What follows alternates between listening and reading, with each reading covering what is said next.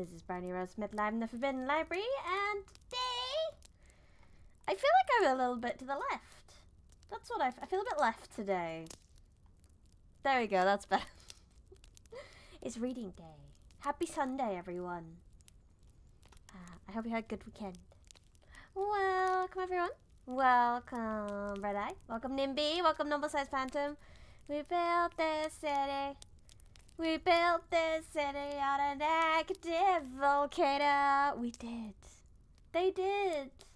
And then they suffered consequences.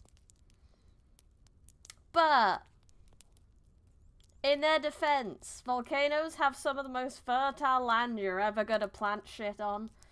So, oh, I swore really early. I know some people don't class that as a swear, but I kinda do. If you're gonna hesitate to say it in front of children, it's probably a swear.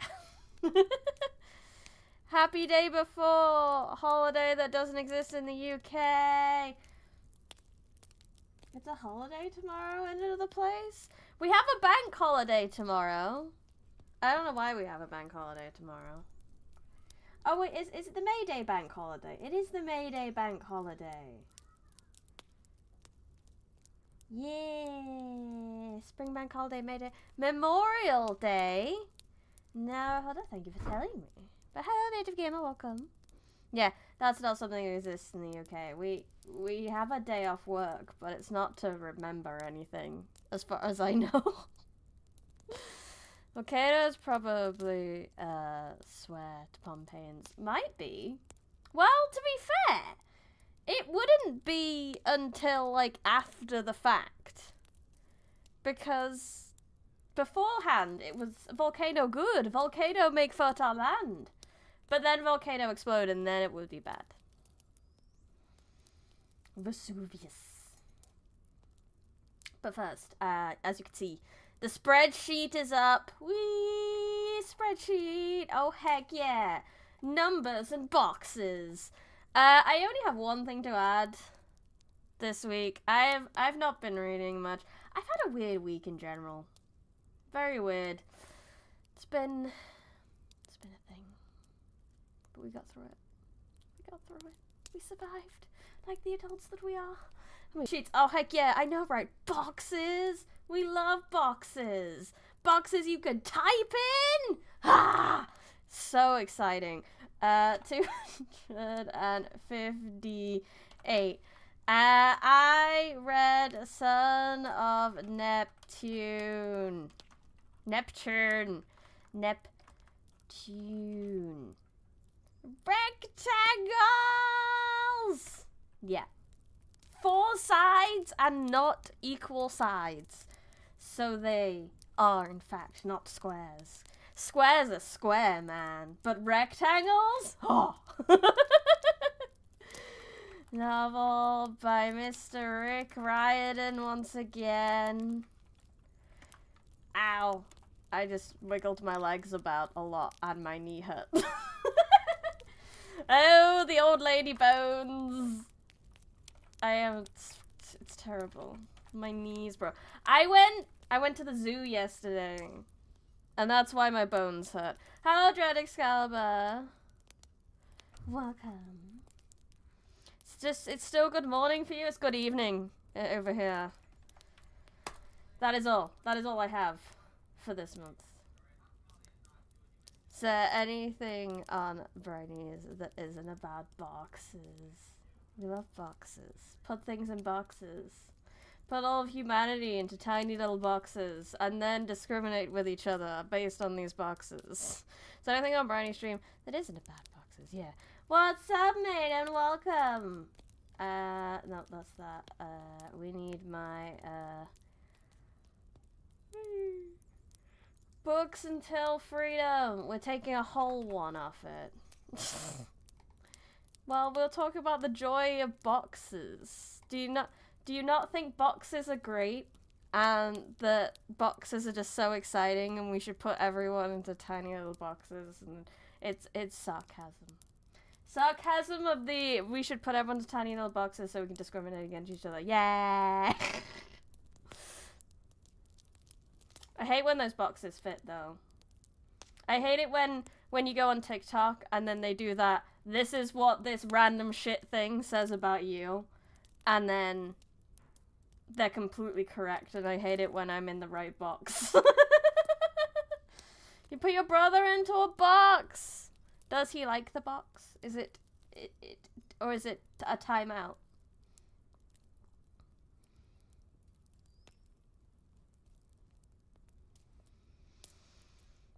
But yeah, I went to the zoo yesterday.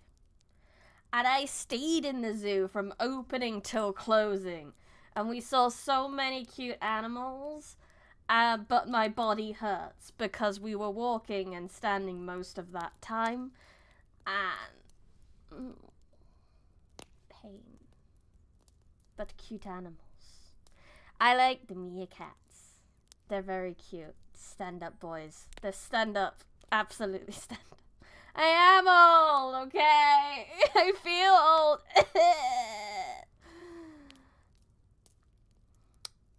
Man in a box is your favorite Alice in Chains song. It was a great time. Meerkats are great. Hello, Kevlar, welcome. Old bald. I'm not bald! I have luscious long hair. Can you not see its glory? Look at it sway. It's beautiful. No bald. What's it like being an old grandma? Better than it is being a baby child. You have them at San Diego? Wonderful. I love them. We saw one of the we saw a tree kangaroo. A tree kangaroo. It was a bit smaller than, I don't know what a real kangaroo size is, to be honest. There wasn't any actual kangaroos, but there was a tree kangaroo. And we got there when he was feeding time, so we got to see him hop between the trees and stuff. It was really good. He had a very long tail. The tail was like as long as the tree kangaroo was. That was good. I think you're 1 year younger than me. We're both old, normal-sized Phantom. We could both be old people. Tree kangaroo! Yeah. Did I tell you about my mum laughing at me for like half an hour? I think you told me about your mum embarrassing you. Did I ever send you my glorious voice? No. I don't know. You tell me about a lot of things. Anyway. Oh, and penguins. Penguins are great.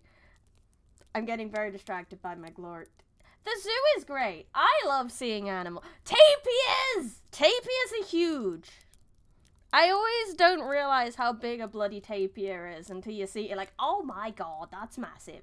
And I said capybara. We nearly didn't see the capybara. We were walking away from the capybara enclosure because we hadn't seen any. Then we looked back, and there he was, munching on some grass. It was good. I did see Nimmy. I saw 2 varieties of Nimmy. I think there was like two different types of tapir. One was like black and white, and then one was like the brown Nimmy one. I don't know the different ones. You sent me the voice note. I will listen to it later. I did. I saw a Nimmy. I saw a Nimmy. I saw some P-files as well. So we saw some Raineys. I saw some fabulous looking chickens, so I saw some Kiaras. I love it when you do go to the zoo with anyone who's a VTuber nerd and you're like, look, that's so-and-so. Look, that's so-and-so. It's great. Did I see any rats? Yes. I saw a variety of small rodents, rats and mice. Did I break some out? No. I saw far too many bugs. I didn't like how many bugs I saw. There was this new bit that had like a huge case full of like locust. Blech. Didn't like that. No. Saw so many birds though. So many burbs. Burp. So many varieties and colours of burbs. Break that out for me. No, I'm not going back to the zoo again for a while. It's expensive. But very fun. It's a wonderful day. Wonderful, wonderful day. Any jaboas? No. I don't know about that one. Any small blue fish? We did see some fish. There's not really an aquarium. Well, there used to be an aquarium section at that zoo, but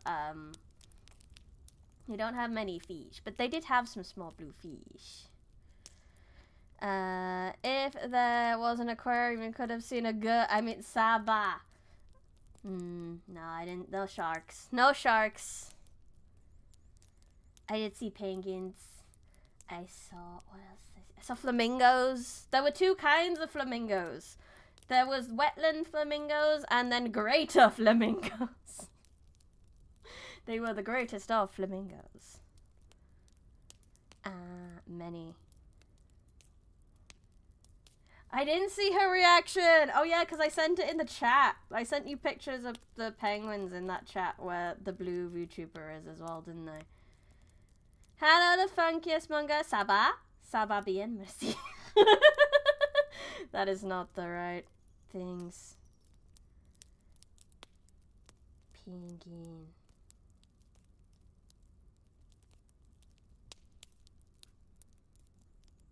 Oh, no, I didn't see. We know who she is. We know. Those flamingos are always better than anyone else. They are. They make their little mounds. I'm always kind of fascinated by how they made the flamingos make their little mounds that they stand on. Like, the way they don't really dig. Because my brain would be like, you're making a mound of something, then you pile stuff on top. But they don't. They kind of pick at the ground in a circle until there's a raised platform and the rest of the ground is flatter. Which was fascinating to watch. Animals are cool. We should read about animals next. I should look at Gutenberg to see if we have any animal-based books. I wanna read an animal encyclopedia. That would be great. We'll find Briony in the court of the local library. Yeah, that's where I live. This is where you'll find Briony in her natural habitat.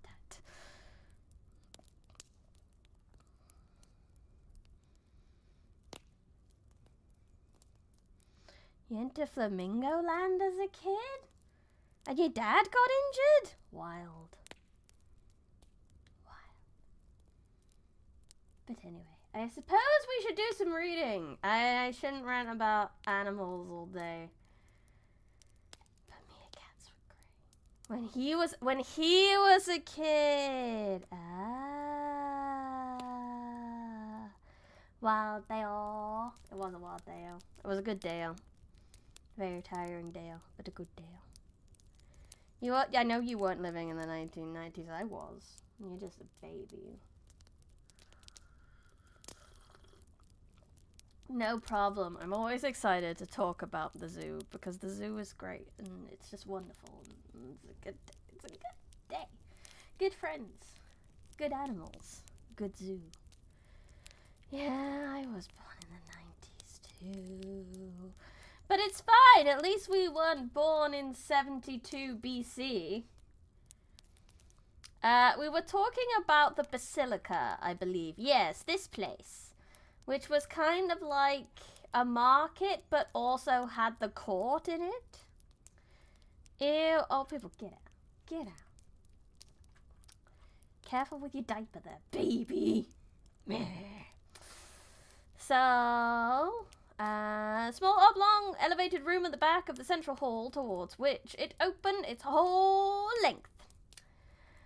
This ideal plan would answer very well for that of the early Christian basilicas, excepting in one respect. Instead of a corridor on all four sides, they have only aisles parallel with the nave, and which had already been adopted in some basilicas designed for markets. The Christian basilicas would give us a still truer idea of the arrangement and lighting of the pagan prototype, if in most cases a part of the numerous windows had not been walled up, thus producing a dimness in keeping with a religious but not a secular edifice.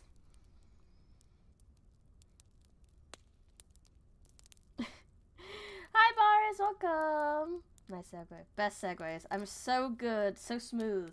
The smoothest streamer. Oh.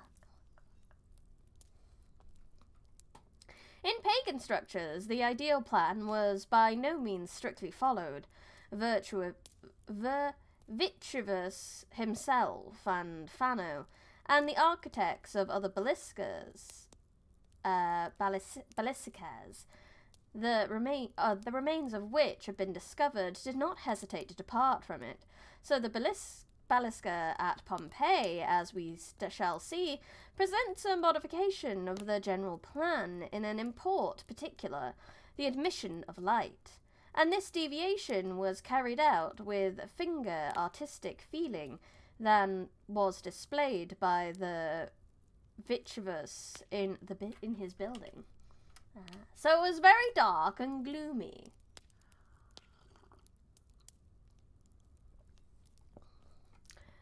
Our Balisica. Yeah, Boris is a regular Sunday viewer for some nice, tasty knowledge. Is undoubtedly of later date than the Baliscia Porcia, but the Pompeians, who, at the time when it was built, were pupils of the Greeks in matters of art, found their model not in Rome, but in a Greek city, perhaps Naples. 5 entrances, separated by turfa pillars, lead from the colonnade of the forum to the east of the basilica. First comes a narrow entrance, Court A, extending across the entire building and open to the sky. On the walls, as also the outside of the building, are remains of a simple stucco decoration. Below, a yellow base with a projecting red border along the upper edge. Above, a plain white surface. At the left, outside the entrance court, is a cistern for rainwater collected from the roof. The stairway close by, shown on the plan, had nothing to do with the basilica, but was connected with the upper gallery on the colonnade about the forum. No. You kidnapped him? Okay. Just be careful. Don't eat him. Be nice. I'm gonna distill the knowledge and add it to my grilled cheese later. Tasty Pompeian cheese. So that's the view from the basilica towards the tribunal. So this would be where they did their criminals, where they did the criminal things. What do you mean don't eat him? I mean don't eat him. I mean be nice. No biting. Mounting 4 steps of basalt, we pass from the narrow court into the building. The 5 entrances here are separated by 4 columns. Those next to the 2 sides on the right, on the left, were closed by a wall in which was a wide doorway. The 3 at the middle were left as open into columnizations. The enclosed space before us measures 180 and a third English feet, about 200 Oscan feet in length, and 78 3/4 feet in breadth.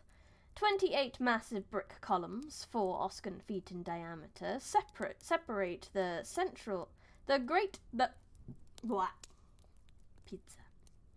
the great central hall from the broad corridor running about it.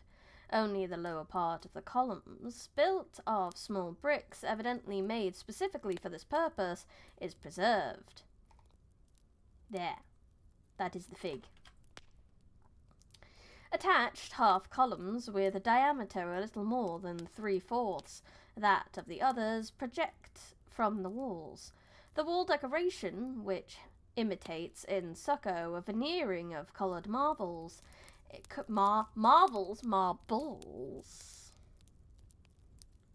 is of the first style. The columns of the entrance and those at the rear have the same diameter as half columns. Part of the iconic capitals belonging to them have been found, but the capitals of the large columns have wholly disappeared.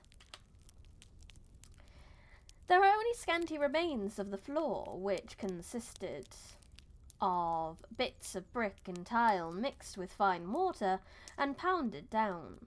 It extended in a single level over the whole enclosed space, From this level our estimates of height are reckoned. On 3 sides of the main hall, near the base of the columns under the floor, is a square of water channel, indicated on our plan. 8 rectangular basins lie across its course, but the purpose of it is not clear. The tribunal projects from the rear wall, its floor being 6 Oscan feet above that of the rest of the building. I think it's very interesting that the tribunal is part of what is essentially a market house. Maybe the basins were to wash something? I don't know what. Or maybe to drown prisoners! Execute them right there! Who knows? The large columns about the main hall, with a diameter more than 3.5 feet, must have been at least 32 or 33 feet high. The attached half columns, with the columns at the entrance and at the rear include the iconic capitals, were probably not more than 20 feet high, but assuming that the roof of the corridor was flat, the walls must have been as high as the entablature of the large columns, and so must have extended above the entablature of half columns. Considerable portions of this upper division of the walls remain. Along the walls on the ground are to be seen a number of capitals, fragments of shafts and bases belonging to a series of smaller columns, with a diameter of 1.74 feet, all found in the course of the excavations. They are of tufta, coated with white stucco. They can belong only here, and by the study of their forms, columns, half-columns, and peculiarly shaped 3/4 columns, the upper division of the walls can be restored with some degree of certainty.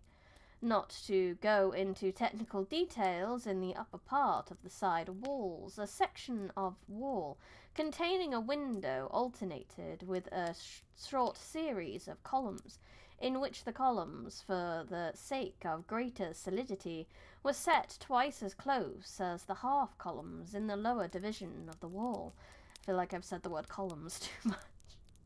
The intercolumnizations being left entirely open. Over the entrances at the front, the wall was continuous, but was divided into sections by half columns, corresponding with the columns below. A window being placed between every 2 half columns in order to conceal the difference in width between the sections of wall at the front and those at the sides. The arrangement was similar at the rear, on either side of the tribunal, as may be seen from Fig 27, which may have gotten me entirely confused as to where we are. There we go. Fig 25. So that's what we think the exterior of the basilica looked like.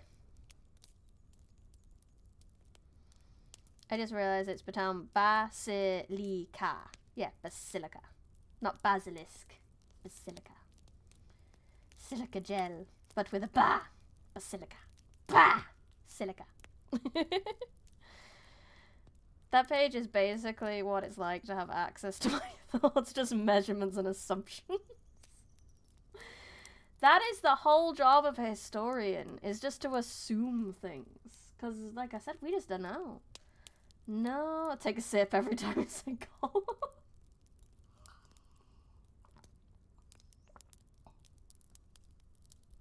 I mean, you can see it in here. Look how many columns there are. Column, column, column. So these must be the half columns he was on about, and these ones being the actual columns, because they're a bit shorter. With this restoration of the outer wall completed, we are able to form a clear idea of the appearance of the main hall. Whether or not the rafters could be seen from below is uncertain, but the probability is that, as assumed in our restoration, they were hidden by a coffered ceiling. The simple and beautiful interior abounded in fine spatial effects. The corridor and main room were also as high as the main room. high as the main room was wide. That is between 35 and 40 feet. The light streaming in through the openings in the upper portion of the walls was evenly distributed throughout the hall. We may assume that when the sun became too hot on the south side, it could be shut out by curtains. We should hope, because obviously cloth's not really going to survive the years, so we don't know where, if and where they would have curtains, but we could only hope they had curtains. These are the half columns though. So this is what it would look like inside. In our basilica, then, we notice a wide divergence from the idea or normal plan. Instead of a clerestory above the main hall, or a proportionally greater height is given to the corridor. The normal height of a basilica corridor is represented by the lower division of the walls, with the attached half columns and their entablature. This, however, is here treated simply as lower member, and upon it, rather than upon the entablature of the columns about the main hall, was placed an upper division of wall admitting light and air through intercolumnizations and windows.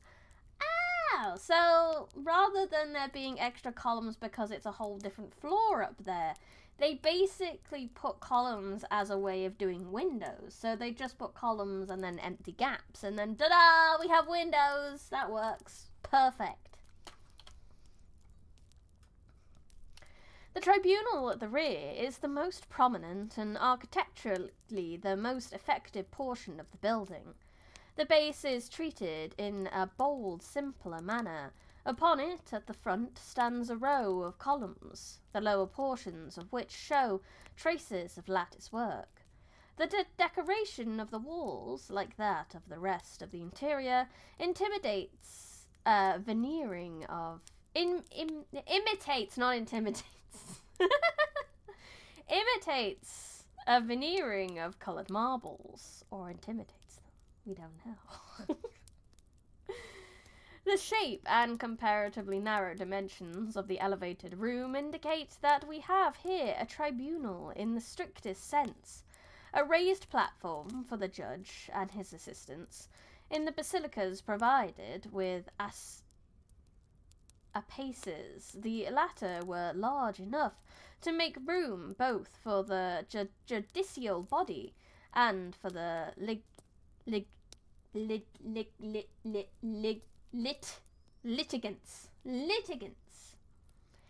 Here the litigants stood on the floor in front of the tribunal, and when court was in session, the general public must have been excluded from this part of the corridor.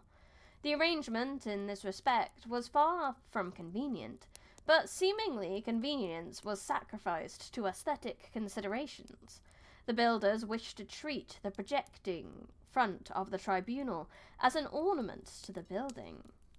One construction company forgot to include windows and said, "I meant to do that! It's genius!" Correct! Aesthetics! Under the tribunal was a vaulted chamber, half below the level of the ground. 2 round holes, indicated on the plan, opened into it from above. It could hardly have been designed as a place for the confinement of prisoners. Escape would have been easy by means of 2 windows in the rear, especially when help was rendered from the outside.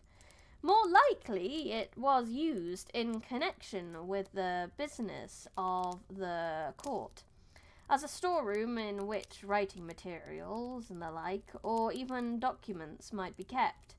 They could easily have been passed up through the holes when needed. The second story of the tribunal was not as completely open as to the main hall as the first. Its front remains of which, for the most part, been recovered, was divided off by half columns, corresponding in number and arrangement with the columns of the first story. But each half column was flanked by narrow pilasters, while a parapet of modern height occupied the intervening spaces. It was built, apparently, with a view to architectural effect rather than practical use. I feel like that's very Greek. Not saying that the Greeks liked a lot of aesthetic over practicality, but the Greeks liked a lot of aesthetic over practicality. Because that's where the Romans came in. They were very practical. At the right and the left of the tribunal are places for stairways. Each of these contains a landing on the same level with the floor of the tribunal, from which it was cut off by a door. The steps connecting with these landings, being of wood, have disappeared. In both stair rooms, however, flights of stone steps led down to the vaulted chamber below, so that this could not have been accessible if there were wooden steps on both sides connecting the tribunal with the floor of the basilica. Probably on one side, the wooden steps led from the tribunal down to the floor, but on the other ascended from the corresponding landing to the second story, thus leaving the stairway to the lower room unobstructed on that side. At some time later, the door at the left between the tribunal and the landing was walled up, perhaps because the gallery was no longer used. One second.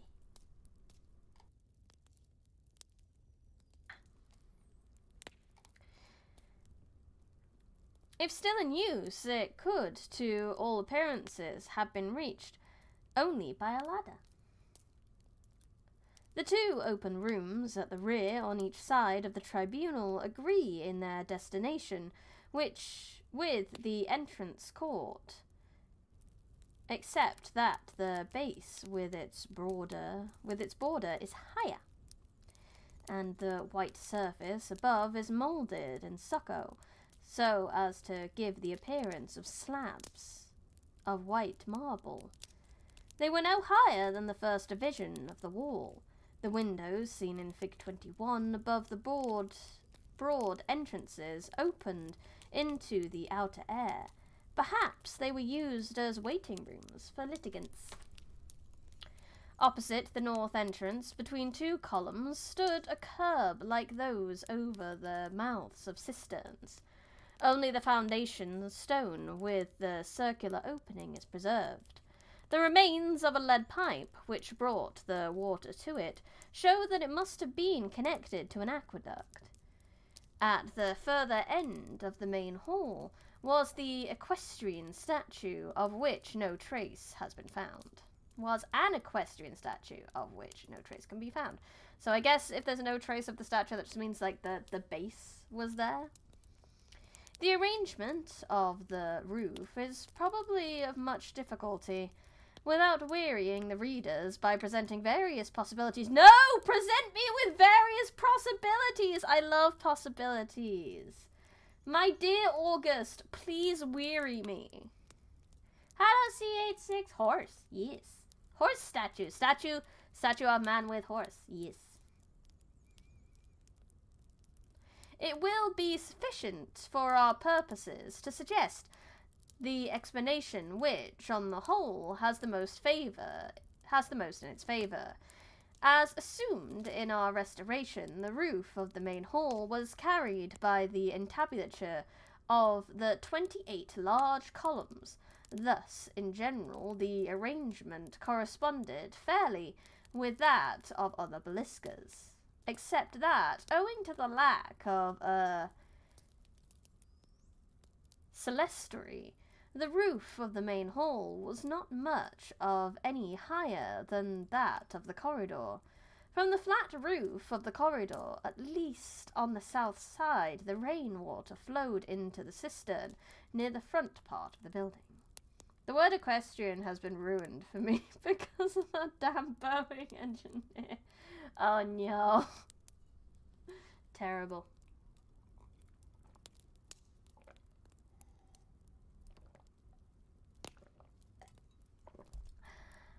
The 5 entrances opening from the forum into the narrow court could be closed by lattice doors. Similar doors hung also on the wooden jambs of the north and south entrances. With such doors, a complete safeguarding could not have been contemplated. Tradespeople using the balisca must either have removed their wares at the close of business hours or have made the stalls sufficiently secure for protection. We can hardly doubt that ordinarily a night watchman was on duty about the building. So they didn't close it up, so it was really on... It's like at a Comic-Con, when you sell things, you have to make sure you lock up your stock when you leave. Because you never know. You never know. Heard horror stories of stock being stolen at cons. I wonder if they had standard house patterns, but expressed in the number of columns. For example, building is several 20-column houses and a couple of 58-column manors.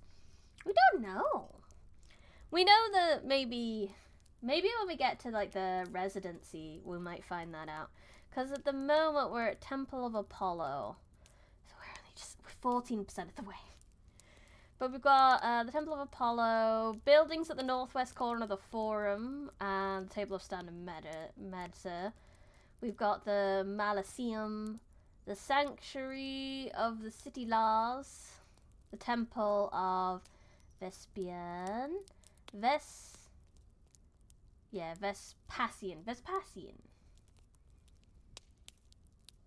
and many, so much to read. I'm not 100% sure if we'll get through this whole book on stream. I will not lie. It's big. It's so much bigger than I thought it was going to be. But we're going to give it a few streams. And we'll see how we go. We'll see how we feel. But I'm kind of curious about this one. Because it's mentioned the cult of Apollo already in this. And I'm very curious if we're going to get any more information on the cult of Apollo. I would love to know. About Chapter 10, the Temple of Apollo. In some respects, the study of the large temple on the west side of the Forum is especially satisfactory. The building had been completely restored after the earthquake of 63, and was in good order at the time of its destruction, though ancient excavators removed many objects of value, including the statue of the divinity of the temple. Much was left undisturbed, as the interesting series of statues in the court. In addition, a number of inscriptions have been recovered. I have much enthusiasm. On the whole, more complete information is at hand regarding the sanctuary, and in reference to any other in Pompeii. Yes, we have the most information. Exciting. A corner of the mosaic floor. Ooh. He had, it's like the mazes on the back of kids' menus. He had a kids' menu on his floor. That's what it looks like. And then he had like this little illusion pattern. Oh, that's cool. It's interesting to think how long art like this has been around. These little cubey boys. That was on the floor of a Temple of Apollo. Before Christ was born. Wild. The identification of this as the Temple of Apollo is certain. The accompanying illustration shows a corner of the floor laid over the greater part of the cellar. 3 on the plan. The parts along the inner wall were of white mosaic. This floor was composed of small lozenge-shaped pieces of green and white marble and slate. Of the 2 narrow stripes between the lozenge pattern and the bright mosaic fret along the border, one is of slate, the other of red marble. In the slate stripe was an inscription. The letters were outlined by means of small holes filled with metal, every 7 holes forming a vertical line, every 4 horizontal. The inscription, which was in Oscan, stated that the quarter Oppius Campanius anus by order of the council, and with money belonging to Apollo, had caused something to be made. What this was cannot be determined, as the important word is missing, but apparently it was the floor. In the cellar, moreover, stand a block of tufa, having shape of half an egg. It is omphalos, the familiar symbol of Apollo. In the court, on the first pilaster at the right, as you enter, a tripod is painted, too large for mere decoration, and explicable only as a symbol of the god. Lastly, in the design of the stucco ornamentation with which the entablature of the peristyle was adorned after the earthquake, the principal figures are griffins. The griffin was sacred to Apollo, and though it was often used as a purely decorative theme, in this case, reference to the divinity of the temple is unmistakable. Childhood me would be devastated to find out he didn't have an original idea, and the cubes were the first time someone made them. Who knows when the first time someone made that cube pattern was, though? Small holes filled with metal. Oh, look, a hole. You're right.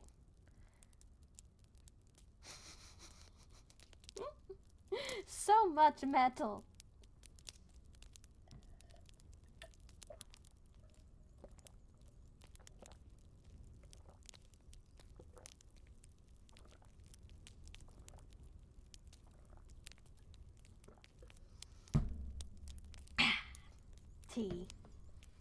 Tea devoured.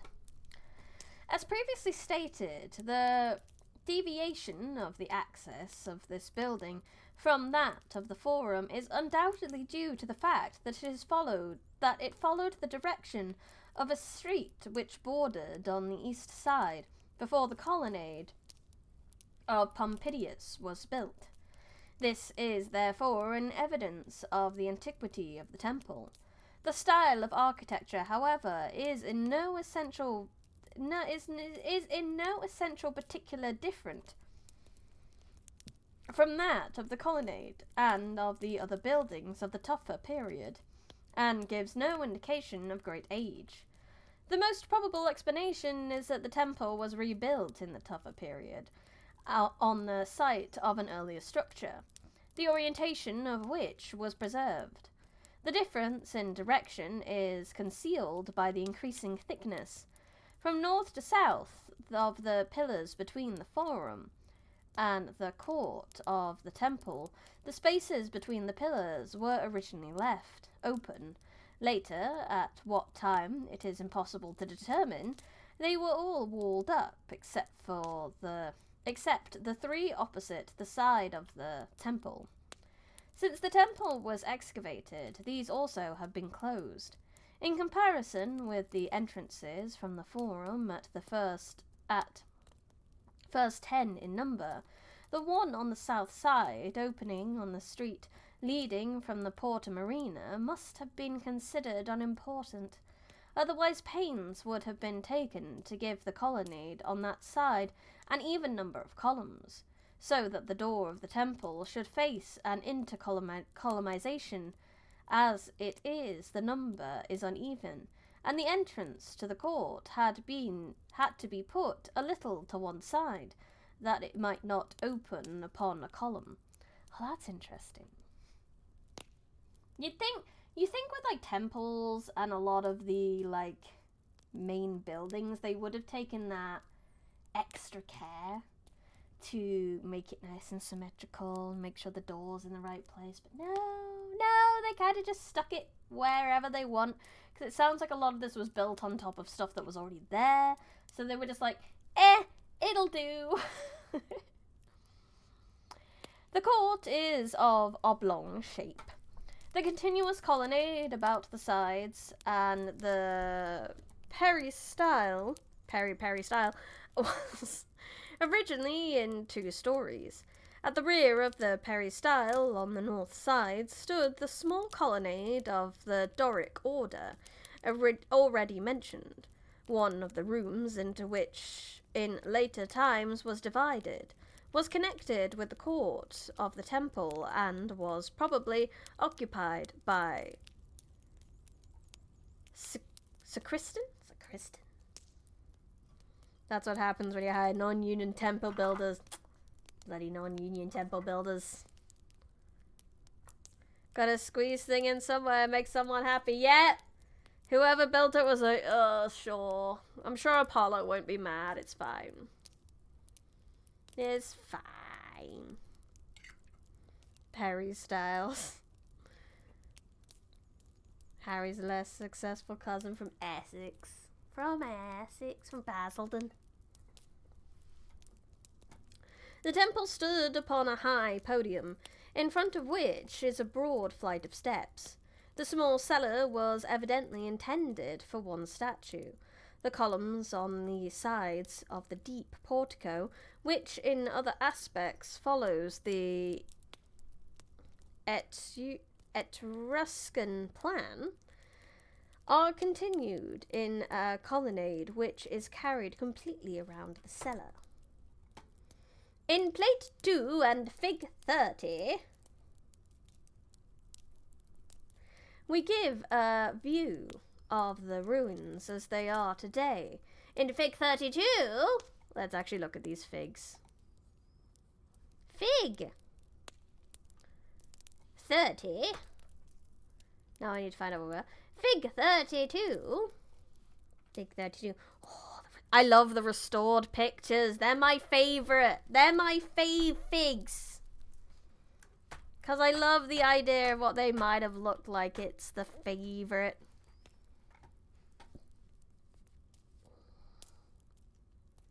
View the temple as it appeared before the earthquake of 63.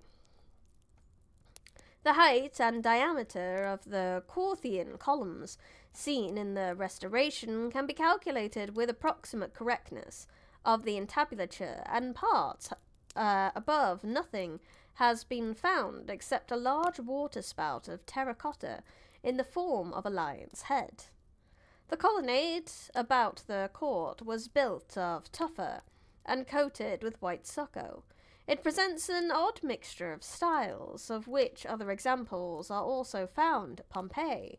A Doric entablature with triglyphs was placed upon Iconic columns, having the 4-sided capital known as Roman Iconic. Here, as in the earlier colonnade about the Forum, the stone blocks of the entablature were set upon beams, and in the blocks now in place, we see the sockets made to receive the ends of the joists of the secondary floor, evidently with the purpose of supporting this second story, which was probably of the Corinthian order. The Ionic columns below were made relatively short. No remains of an upper gallery, however, have been found, and it is quite possible that when the colonnade was restored after the earthquake, the second story was omitted. The upper floor could be reached from the second story of the small colonnade north of the court, which was accessible by means of a stairway leading from the Forum. Yes, because we're still talking about buildings that are very much connected to the Forum. So this is a big little set of a few buildings that kissed. When the restoration of the temple and its colonnade was undertaken, the feeling for the pure and simple forms of Greek architecture was no longer present. The prevailing taste demanded gay and fantastic designs, with the use of brilliant colours. Yep, because if it's gay, it's got to have a rainbow. The Pompeians improved the opportunity afforded by the rebuilding to make the temple and its colonnade conform to the tastes of the times. First, the projecting portions of the Ionic and Corinthian capitals were cut off. Then shaft and capitals alike were covered with a thick layer of stucco. New capitals were moulded in the stucco of a shape in general resembling the Corinthian, and were painted in red, blue, and yellow. The lower part of the shaft, influted, was also painted yellow. The entablature, at least in the case of the colonnade, was in like manner covered with stucco and ornated with reliefs in the same colour. All this gaudy stucco has now fallen off, and our illustration is taken from Mazos, who made the drawings soon after the court was excavated. The latter capitals and stucco ornamentation of the temple itself had wholly disappeared before excavations were made. So how do we know? We could assume, I guess, but a section of the entablature from the Temple of Apollo. Oh, the detailing on some of that. Like the griffin image and craftsmanship. It's very impressive. Someone had to mold that. Someone had to make that with their hands. On a column with stone. Impressive. The wall decoration of both the temple and the colonnade was originally in the first style. A remnant of it may be seen in the cellar. After 63, it was modernized. The walls of the temple, both within and without, were done over in stucco, so as to resemble ashlar work of white marble. Apparently it was the intention to give the appearance of real marble. The walls of the colonnade were painted in the latest Pomeranian style, in bright colours on a white ground. The decorative designs, to judge from the remains and from sketches, were not of special interest. There was a series of pictures representing scenes from the Trojan War. The quarrelling between Achilles and Agamemnon, the embassy of the Greeks to Achilles, the battle between Achilles and Hector. The subject of this, however, is doubtful. The dragging of Hector's body about the walls of Troy, Priam making entreaty for the body of Hector, and the rape of Palladium.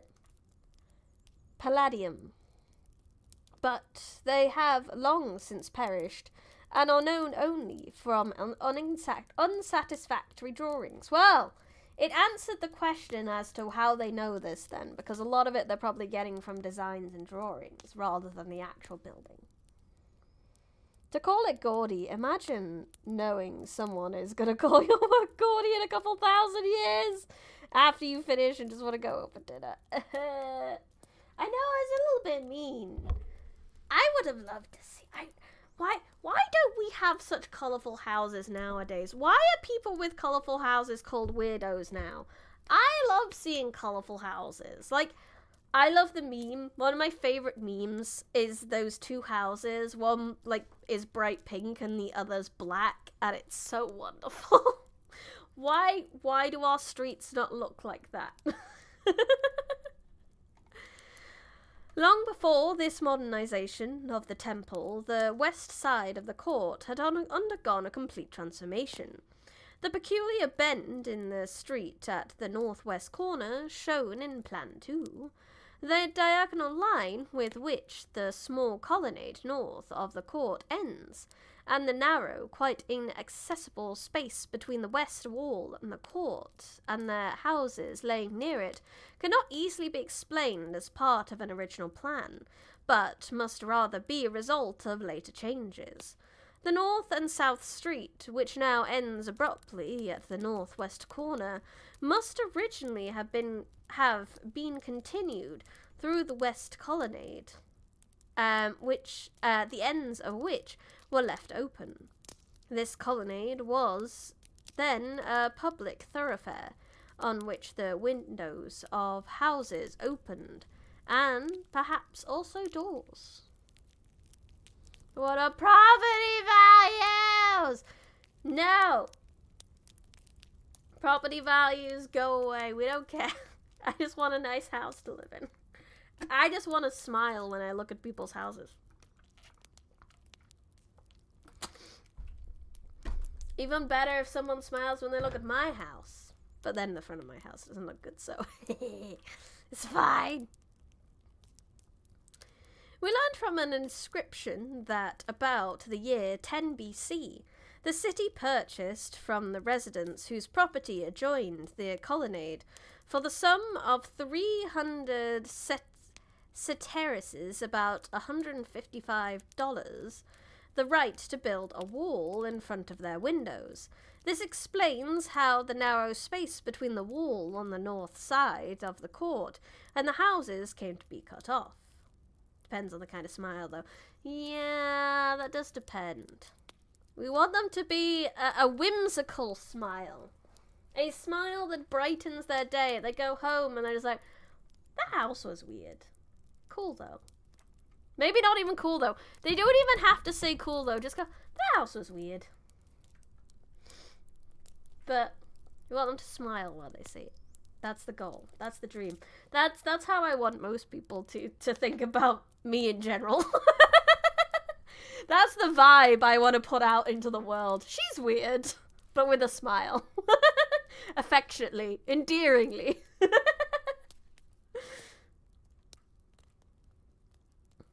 So basically they paid them off so that they could build a wall. The inscription reads, and I'm not going to read that. I'm not this. But all of that means Marcus Holconius Rufus Dumir with judiciary authority for the third time, and Gaius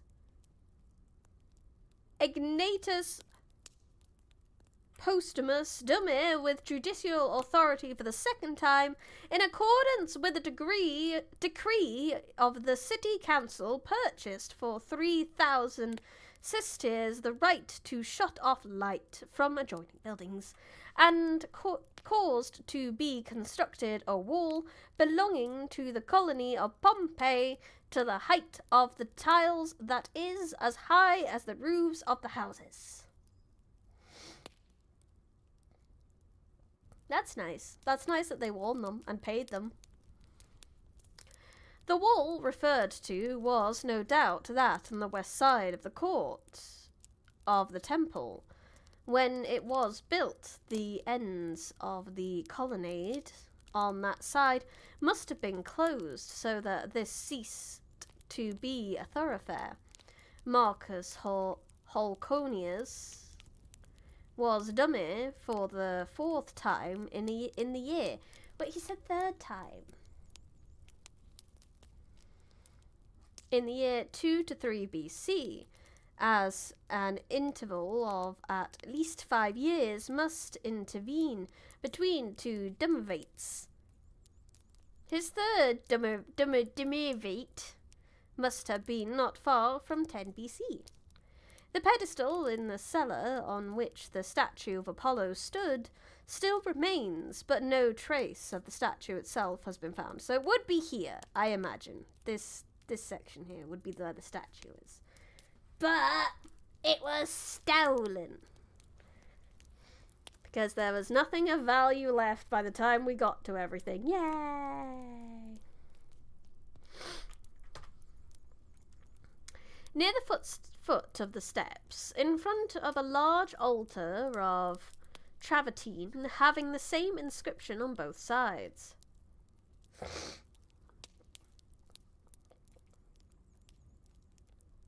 M. Poricus, MFL Sextilius LF CN Cornelius, CNFA Cornelius, FA4. Marcus Porticus, the son of Marcus, Lucilius Sexilius, the son of Lucicius, Gnaeus Cornelius, the son of Gnaeus, and Annulus Cornelius, the son of Annulus. The board, 4, in accordance with the vote of the city council, let the contract for building this altar, the names of 4 officials who erected the altar, the 2 dummies and 2 Adelaides, appear without surnames. This points to a relatively early time, at the late age of Augustus. Early time, at the late age. At the left of the steps is an Ionic column with the inscription of these words, which mean Lucius Septinus Sandilanius, son of Lucius, and Marcus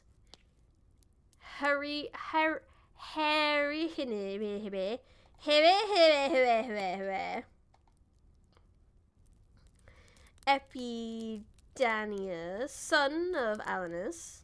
Hey look, siblings! Dummies with judiciary authority caused this to be erected at their own expense. Old sketches made soon after the court was excavated represent the column with a sundial on top. The probability that the sundial belonging to the column was actually found is increased by the fact that these same men placed one on the circular bench in the forum triangular. Here, in front of the temple of the sun god, such a dial would certainly have been in place. At the right of the steps are some blocks of lava containing holes, in which undoubtedly the supports of the votive offering were once set, but the holes give no clue to the size or character of the offering. Clue? C-L-E-W, clue. Context-wise, that does say clue to me, but I don't know why it's spelt like that. Is that how they used to spell clue?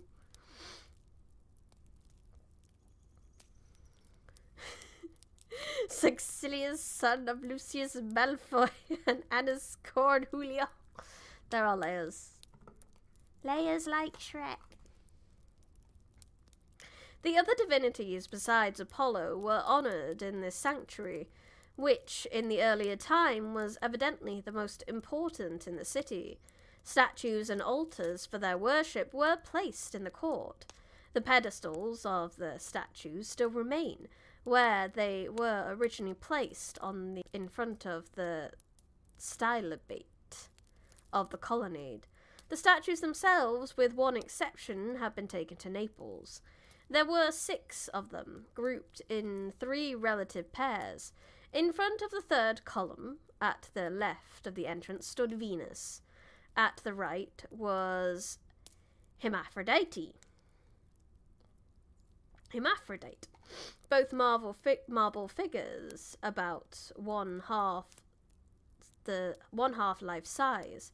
They belong to the pre-Roman period and were originally good for workmanship.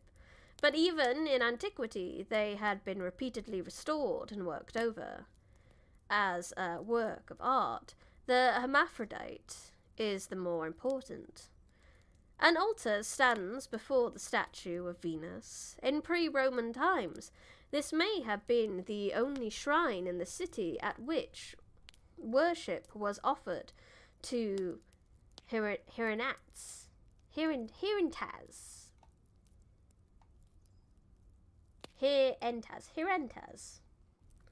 For by that name the goddess of love was known in the native language. Venus, as goddess of the Roman colony, was represented in an altogether different guise.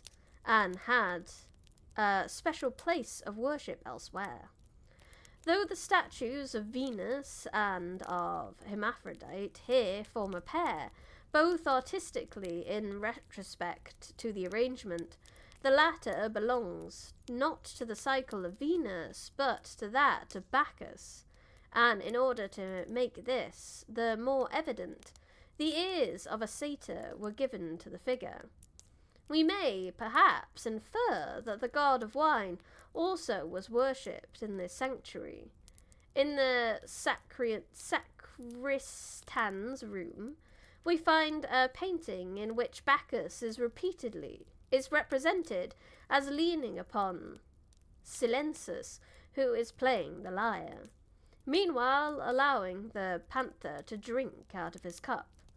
This seems strange enough in a temple of Apollo, still it cannot be considered conclusive evidence that Bacchus actually received worship here. Without a doubt, the wine god was honoured in Pompeii, the region about which was rich in vines.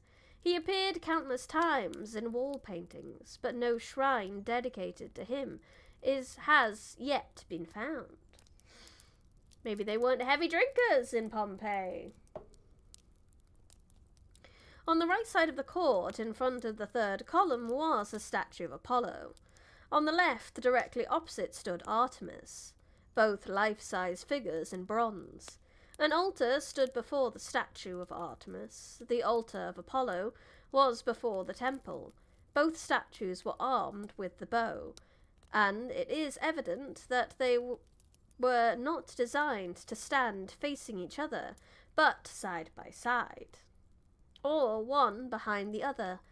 Both may originally have belonged to a Niobe group.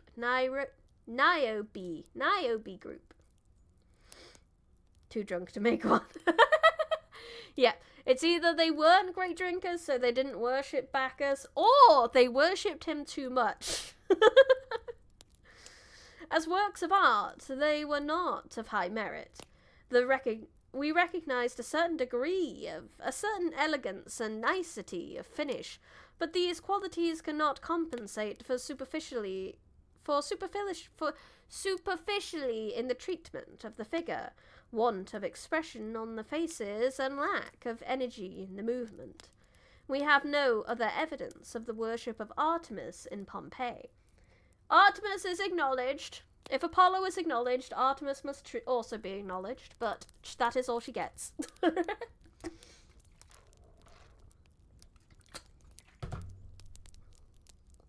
lickers. Hello. We'll be listening while you do chem notes. May your notes be, I don't know, useful. Further on, in front of the fifth column on either side, was a marble helm. That, on the right, is still in place and is seen in Plate 2.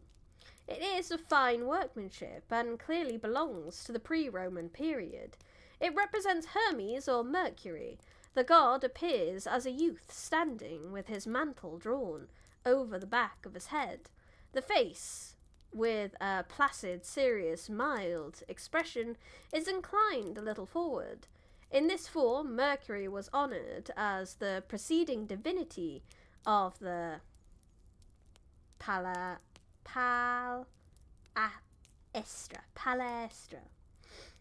the god of gymnastic exercise. That makes sense. They sure are boring, but you must you must resist the procrastination. I believe in you. You're gonna kick those notes butts. You're gonna make such good notes, and then you're gonna read your notes later on, and they're gonna make so much sense. Because I know when I was studying, and I would make notes, sometimes I'd read them back, and I would be like, Miss Smith, what did you mean? What did you mean past me?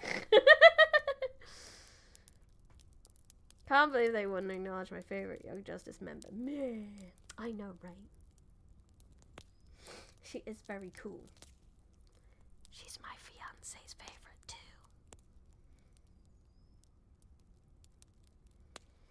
We shall find him in the same guise later in the court of the Stabian Baths.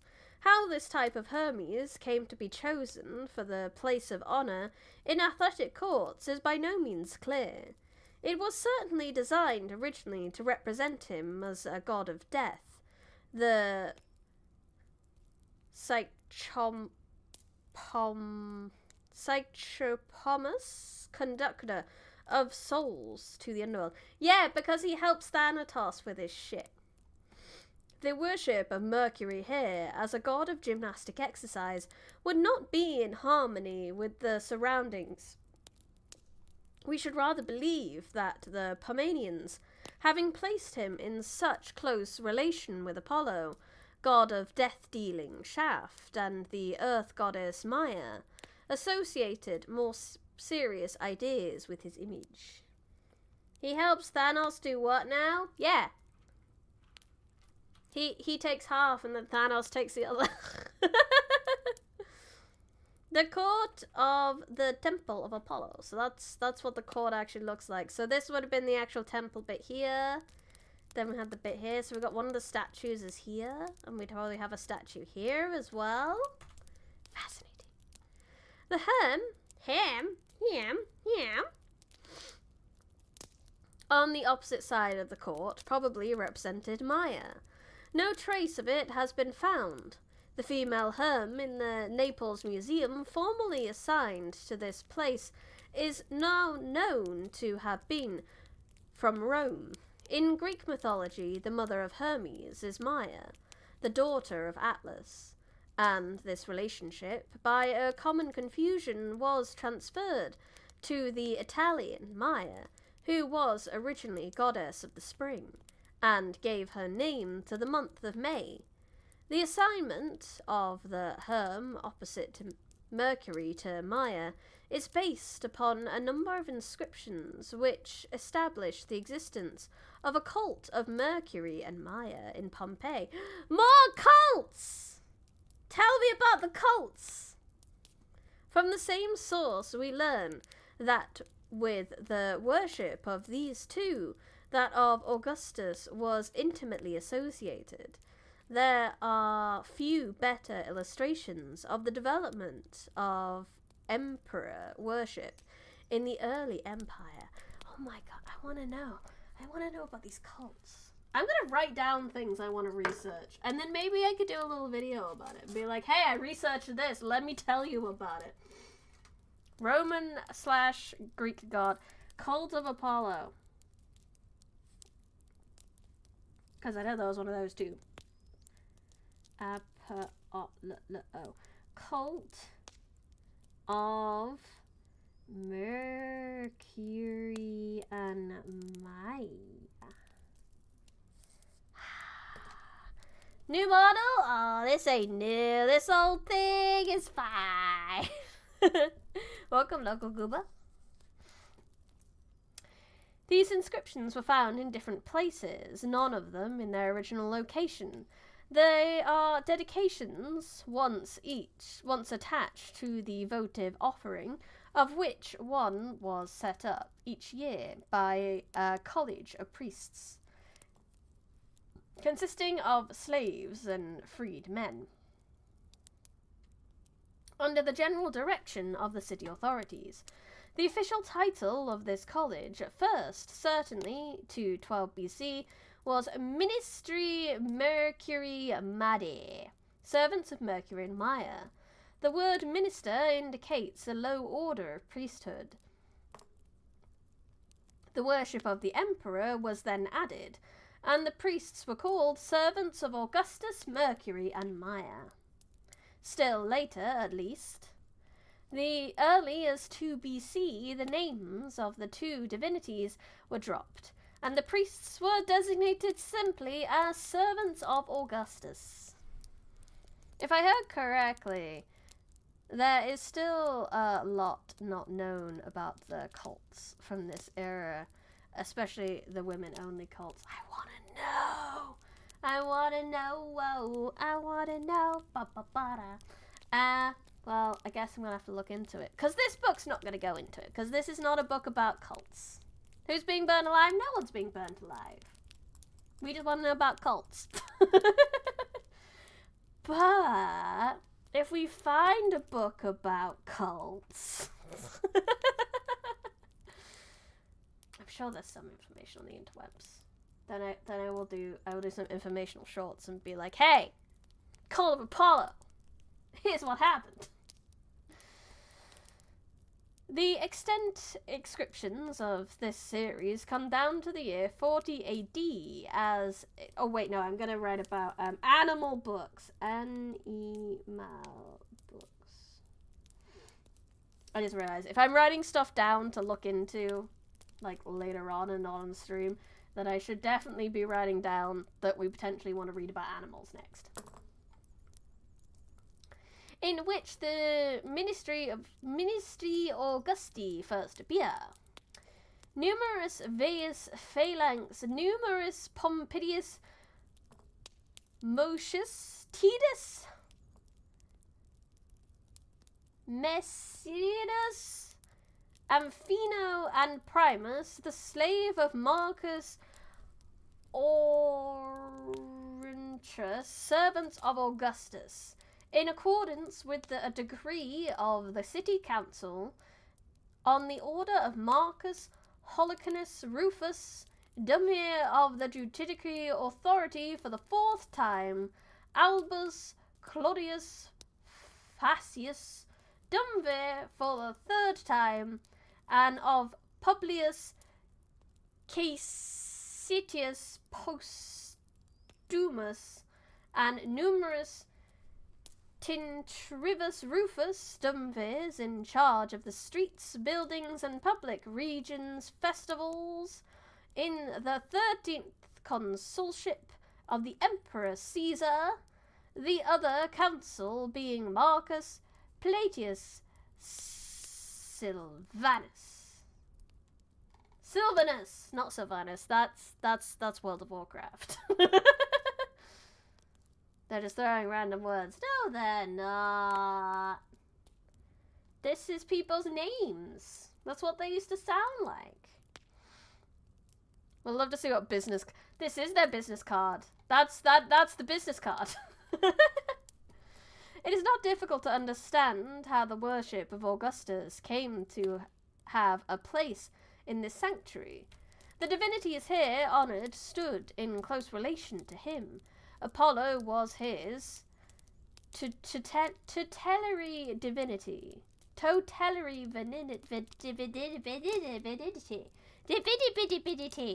Divinity, to whom he thought he owed the victory at Actium, and in whose honour he built the magnificent temple of Palatine. Venus, moreover, was revered as the ancestress of the Julian family. And finally, Mercury was said to be incarnate in Augustus himself. Ah, see, this is where some of the cults probably came from. The last conception found expression in one of the finest odes of Horace, written in 28 BC. Fearful potence, the poet says, the threatening Rome, Jupiter with flaming right hand, has even struck his own temple on the Capitoline. Capitoline. To what god shall we turn for help?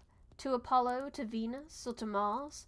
Or rather, to thee, winged god, Maia's son, that even now dost walk the earth in the form of a youth, the avenger of Caesar.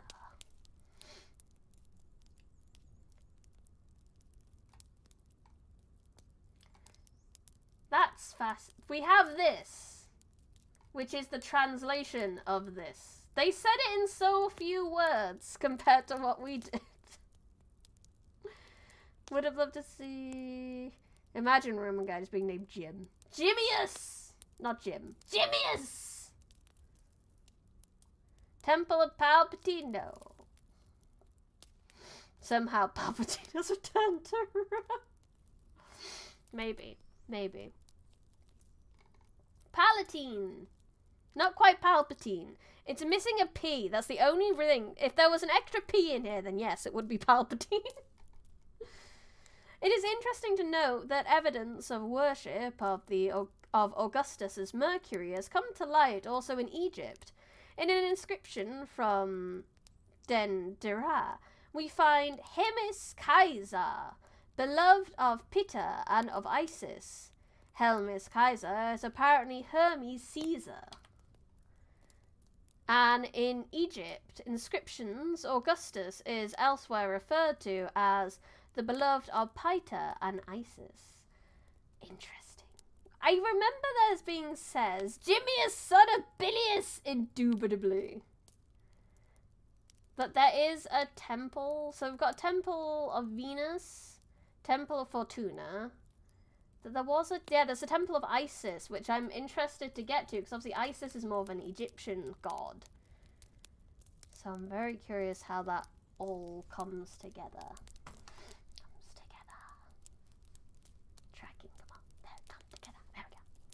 Okay, so chapter 11. The buildings at the northwest corner of the forum and the table of standard measurements. Oh my god, do you know how thrilling that is? Standardizing measurements! Ugh! It's almost as good as the spreadsheet. Almost. The large building at the northwest corner of the forum was erected after the earthquake of the year 63. We do not know whether, at the time of the eruption, it had yet been roofed. The inside, at least, was in an unfinished state. This building is divided into 3 parts, one of which, that furthest north at the corner, contains both lower and upper rooms. Below, at the level of the forum, are 2 dark vaulted chambers, one at the rear of the other. The front chamber is dimly lit by a slit in the ceiling, and was entered from the forum by a narrow door. There are traces of a strong iron grating in the doorway. It has been supposed, not without probability, that these were the vaults of the city treasury. Ooh. And Arium. If they had been built for prison cells, they would naturally have been separate entrances. Hello, Benjamin. Oh, Fortuna. Yeah, look at these figs. Sexy figs. Above these chambers are 2 rooms which open not on the forum, but on the street that runs past them on the north. These 2. These tiny little rooms up here. They resemble shops and would be classed as such without further question, but for the fact that the level of the floor is nearly 5 feet above the sidewalk, so that they could have been reached only by means of steps. If the identification of the chambers below as the vaults of the city treasury is correct, these rooms must have been occupied by the treasury officials, who could here transact business with the public without admitting the latter into their offices. So they, had a little balcony and spoke to people over the back, like, yes, this is the treasury office, what do you want, peasant? Hello, sir. I would like to pay my taxes. Well, throw it, bitch. I don't know.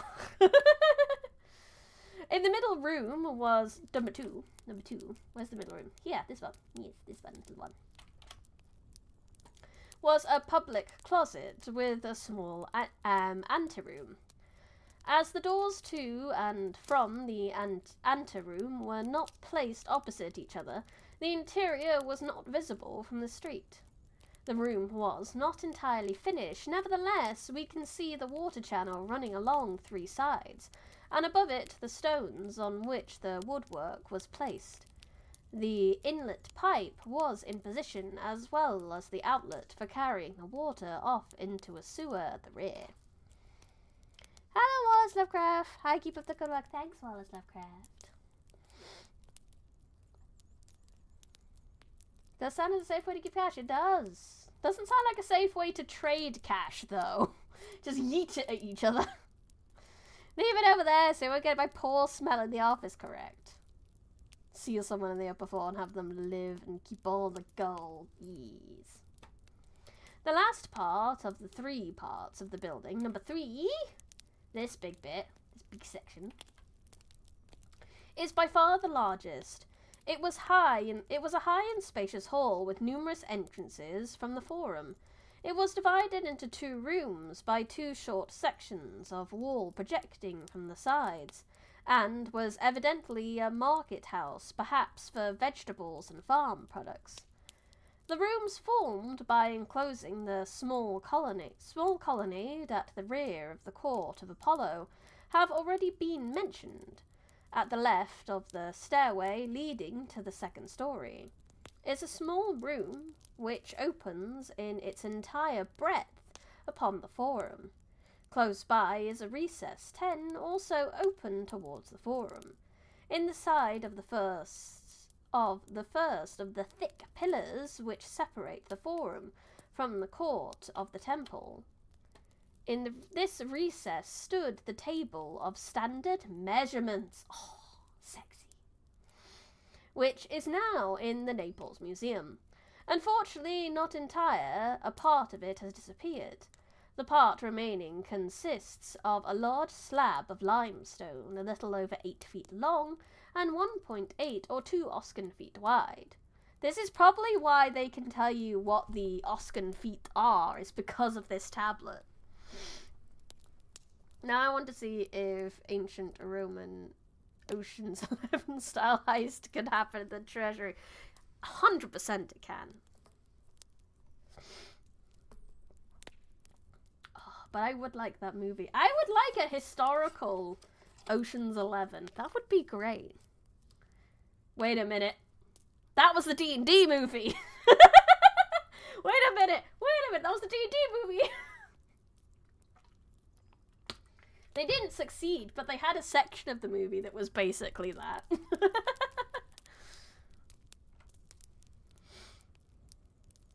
Figs, maps, standards, and measurements. Oh boy, I know, right?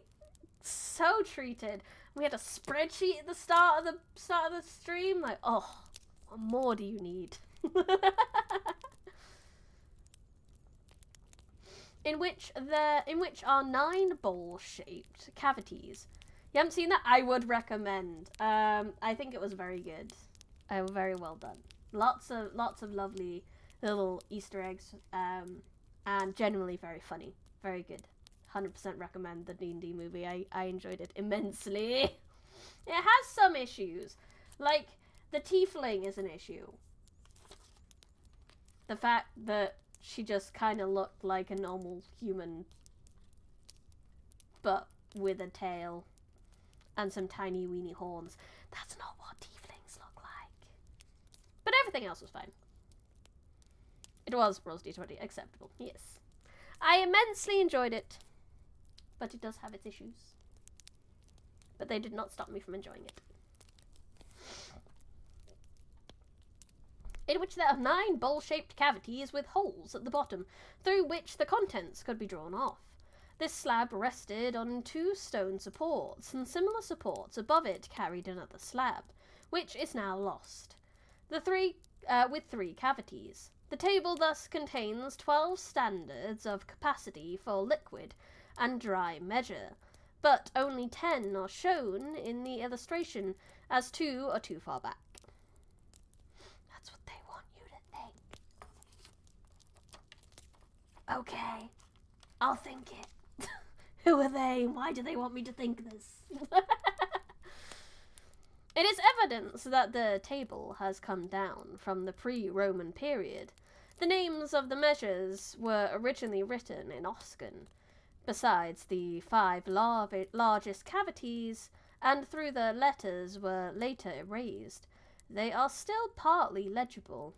Only one word, however, can be made out with certainty besides the next to the smallest cavity.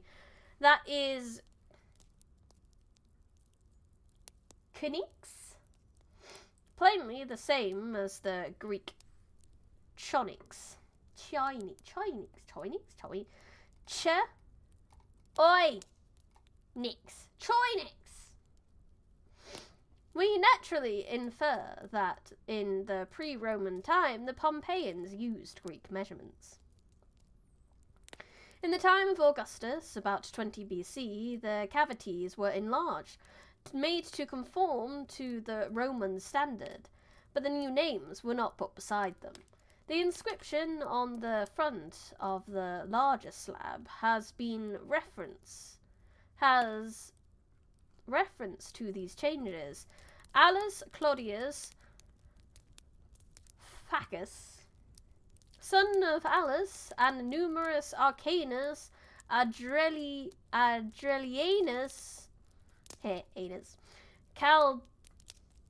Caldus, the son of numerous Dumivers, which judiciary authority, in accordance with a decree of the city council, caused the measurements to be made equal to Roman measures. So this is what they used. So they went here and they were like, this is measurements. This is how we measure things. We must measure things by these. A similar adjustment of measures to the Roman standard is indicated by the use of the phrase measura ex square, whatever that says, on a table found at Minturnae. The adoption of a uniform standard was made a subject of imperial regulation by Augustus, who by this means sought to promote the unification of the empire. Similar tables of measurement have been found in various parts of the Roman world, as at Selinuto in Sicily, in the Greek islands, and at Brezenz on the Lake of Constance. Hello Mango TV, welcome.